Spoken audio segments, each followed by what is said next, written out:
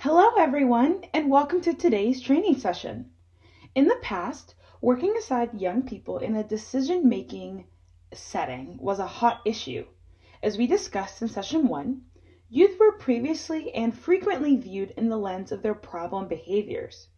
But now, scholars are aware of all the potential young people have to contribute to program development and implementation. Many groups and organizations are realizing that such work is important, but are not sure where to start or how to continue. The central purpose of this session is to provide some tools to assist groups and organizations to think into the topic of youth participation. Before we dive in, I would like to stop and pause here. I'm going to ask you a couple of questions that I would like you to reflect upon for a couple of moments. How do youth typically participate in program development and implementation? What does it mean to have young people in decision making, and why is it important? What can young people teach the rest of us about what works, what helps, and what gets in the way? How might we set up arrangements so that they work? Now, these are all questions I'd like you to consider as we move along today's presentation. Most importantly, we'd also like to thank HRSA, the Health Resources and Services Administration. Because of them, this training and this project is possible. And as always, the purpose of this training is to define and discuss meaningful youth participation, as well as identify organizational practices to increase youth participation. Okay, so what does exactly youth participation mean? And what is meaningful youth participation at that? Well, youth participation refers to the active engagement of young people throughout their own communities. However, in the light of positive youth development, we want to aim for meaningful youth participation. Meaningful youth participation means moving beyond just attendance and being physically present in the program. With these intentions, youth not only attend programs and events, but they also participate in decision making, develop and practice leadership skills, experience a sense of belonging, as well as work to create an environment where everyone feels like they belong.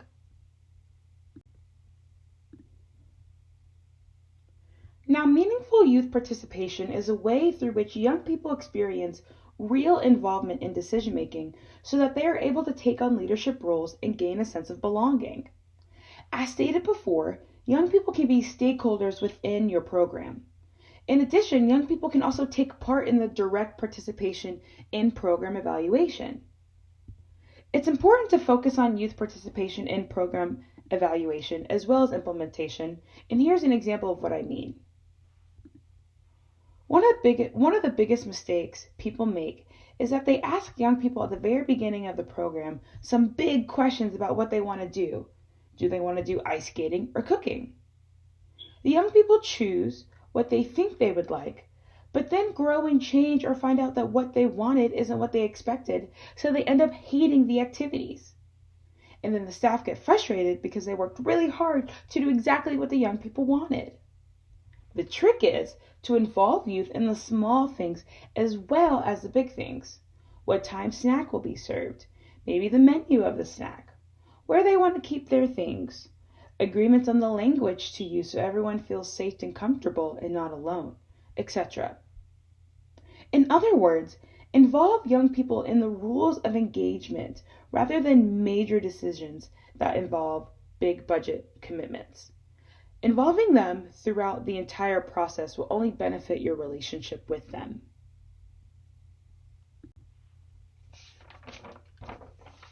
All right, so if you haven't gathered this by now, successful youth participation will take intentional, conscious efforts from your program team. However, those efforts will not go unnoticed. There are several benefits to meaningful youth participation. Some benefits include more youth-centered activities, meaning that activities are fun and interactive and they're aimed towards youth populations. You might see enhanced recruitment, consistency in youth participation, healthier adult to youth relationships, and better programming plans and outcomes. Have you guys ever noticed when a guest speaker comes in and just talks and talks at you? It's a little boring, right? They come all this way just to bore you. Just like you, even youth enjoy being able to engage in the materials presented to them. So think about what you would want to see from your program team that benefits you as well as the youth.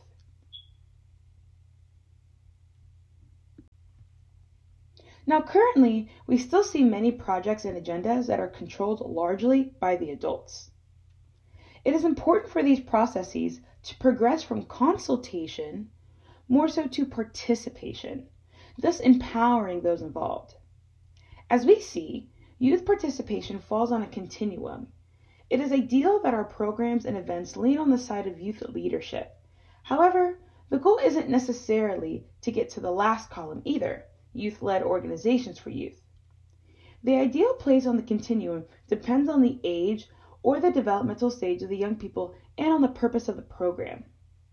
Essentially, we want youth to hold much more responsibility to the extent in which facilitators allow youth to run program activities when necessary and when age appropriate.